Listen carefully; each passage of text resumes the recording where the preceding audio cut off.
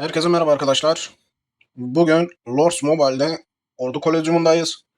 Çünkü Ordu Kolezyumunda artık bir sonraki sıralama asker tipi tek tip süvari ve ordu düzeni ise süvari V formunda. Şimdi biz ücretsiz kahramanlarla, ücretsiz yoldaşlarla en iyi oluşturabileceğimiz gruplaşmayı yapacağız arkadaşlar. Birlikte buna bakalım, sizler de ona göre kendi ayarlamanızı yapın. Şimdi arkadaşlar öncelikle şunları temizliyorum. Kaydet. Bizde yine 3 tip olarak asker var. 3 ordu şeklinde. Ama bunu şimdi size göre düzelteceğiz arkadaşlar. Bir ordunuz varsa bir ordunun en iyisini, 2 ordu varsa 2 ordunun en iyisini, artık 3 ordu varsa 3 orduluk da zaten belki kimse 3 ordu için kahraman falan yetiştiremez. Ona göre de artık kafaya göre yerleştirme yapacağız elimizde ne varsa diyerek. Şimdi dediğim gibi siz bir ordunuz vardır mesela. Alt bölümlerdesinizdir. O zaman sadece birinci bölümü kayda alın. İki bölümden oluşuyorsa sizin asker yapınız, İkisine bakın. Üç oluşuyorsa da aynı şekilde üçe bakmaya çalışın. Şimdi ücretsiz olarak arkadaşlar bunları doldurmak imkansız. İmkansız. Asker sayısı bile bak, biz 9. bölümdeyiz. Asker sayısı bile bak. Birinci de neredeyse 2,5 yakın asker koyuyoruz. T5. Asker sayımız bile yetmiyor. Bak T3'e geçmişiz. 3. orduda. Yani bir bakıma düşük bölümde olmanız hiç olmazsa asker sayınızı yetiştirebiliyorsunuz anlamına gelir. Tabii biz yetiştiremiyorsak başkaları da yetiştiremiyordur. Ama ileriki bölümlerde böyle şeyler var. Ücretsiz oynuyorsanız 3 orduya kahraman yoldaş yetiştiremezsiniz tek tipte. Diğerlerinde de zorlanırsınız ama yine koyarsınız yani mavi, mor, yeşil bir şekilde ayarı yaparsınız. Şimdi biz başlıyoruz arkadaşlar. Birinci orduyu ücretsiz bir şekilde süvari olarak nasıl ayarlayabiliriz? Bak şimdi elimizde işler kısıtlı. Şöyle bak, bir süvari saldırı desteği, süvari CP. Bunu koyduk. Şu süvari aynı şekilde 2. Bunu koyacağız. Ordu ve süvari demiş. 3. Evet. Şu 4 ve 5. Şöyle bakıyorum da arkadaşlar zaten seçenek yok ki. Yani 5 tane süvari var. Şunu yapabildiyseniz, şunu yaptıysanız şunun ikisinden birinin yerine onu koyun. Ama bu şekilde arkadaşlar. Bir dakika, hatta şöyle bakayım. Evet, bu şunlardan daha iyi örnek. Ama yine ben bu şekilde bırakıyorum çünkü kaosu yapmamış olanlarınız vardır. Biz önemsemediğimiz için kalmış o şekilde. Ama elde sadece bunlar oluyor. Ücretsiz olarak oynuyorsanız bu şekilde yaptık.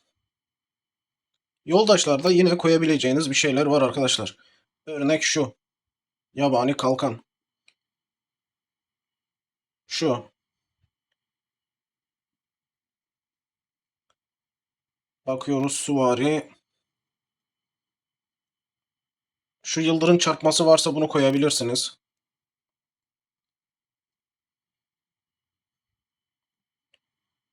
Başka şunu koyabilirsiniz. Karşı tarafın süvari max hipsini düşürüyor. Bu da süvari saldırı %15 arttırıyor diyor. Evet. Şöyle bir beşli yapılabilir. Arkadaşlar.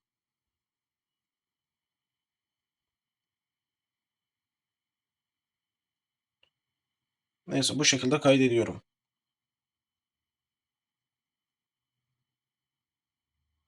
Oyun bir de neredeyse arkadaşlar şey diyor herhalde ya, birebir diyor ki hani ücretsiz oynuyorsanız ikinci, üçüncü bölümleri zaten oynayamazsınız diyor herhalde. Otomatikmen sizi kahramanlardan ya da yoldaşlardan belki de eliyor yani. Ya düşündüğün zaman şimdi ikinciyi ayarlayacağım mesela. Hadi diyelim ben buraya birinciye ayarladım. Hadi diyelim ayarladım. Hadi diyelim T5 de var. İkinciye koyabileceğin ücretsiz kahraman yok. Koyamazsın.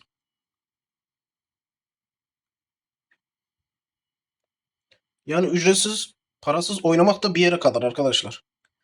Onun için yani çoğunlukla e, bir tane ordu ayarlayabiliyorsunuz.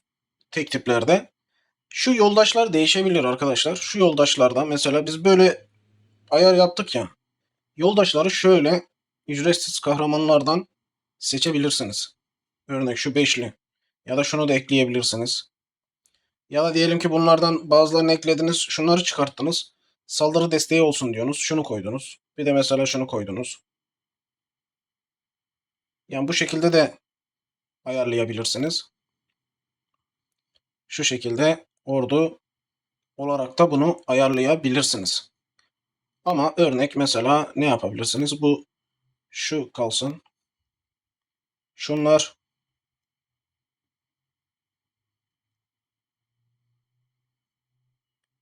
şöyle ayarlayabilirsiniz arkadaşlar. Zaten elinizdeki kahramanlar, yoldaşlar,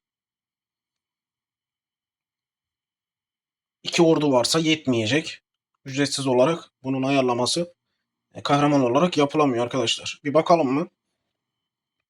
Şimdi yoldaşlara geçtik. Ücretsiz olarak yapacağız. Bakıyoruz. Yok. Elinizde ne var mesela? Şunun belki yeşili vardır, mavisi vardır. Attık diyelim. Artık elinizde paralı kahraman olarak hangisi varsa gri bile olabilir. Yeşil, mavi bile olabilir. O şekilde rastgele arkadaşlar.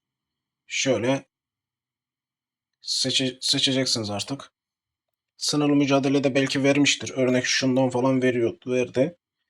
Gri falan vardır elinizde. Mesela şundan da vermişti. Belki bu şekilde bir ayar yine yapabilirsiniz. Hiç yoktan iyidir. Bunu paralı oynayanlar için demiyorum bakın. Sadece parasız olarak oynayan oyuncular için rastgele bir seçenek, ellerinde ne varsa mecbur onu yapacaklar. İkinci ordu ayarlamak için. Yoldaşlarda yine bir seçilme olasılığı var. Örnek şu. Dediğim gibi daha yeni söylediğim şuradaki ücretsiz kahramanlardan ekleme olasılığınız var.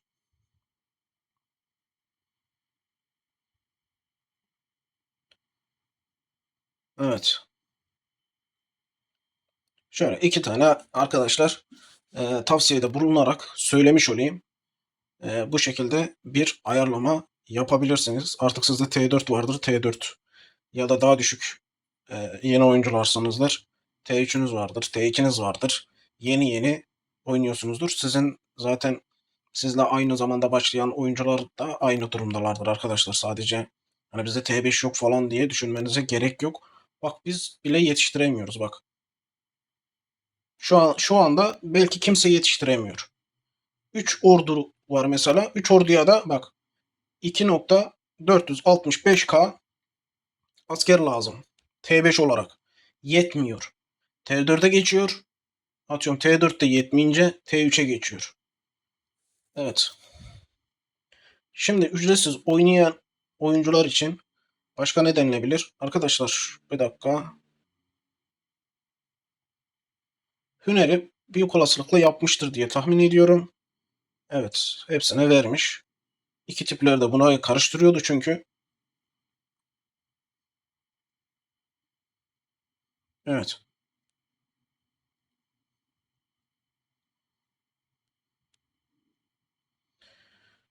Böyle arkadaşlar. Pek söyleyecek, bahsedecek bir şey yok.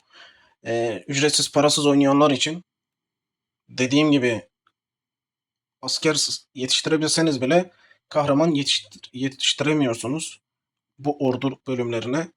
Ücretsiz kahramanların hepsini koyduğunuz zaman ikinci bölüme ücretsiz kahraman koyma olasılığınız düşüyor.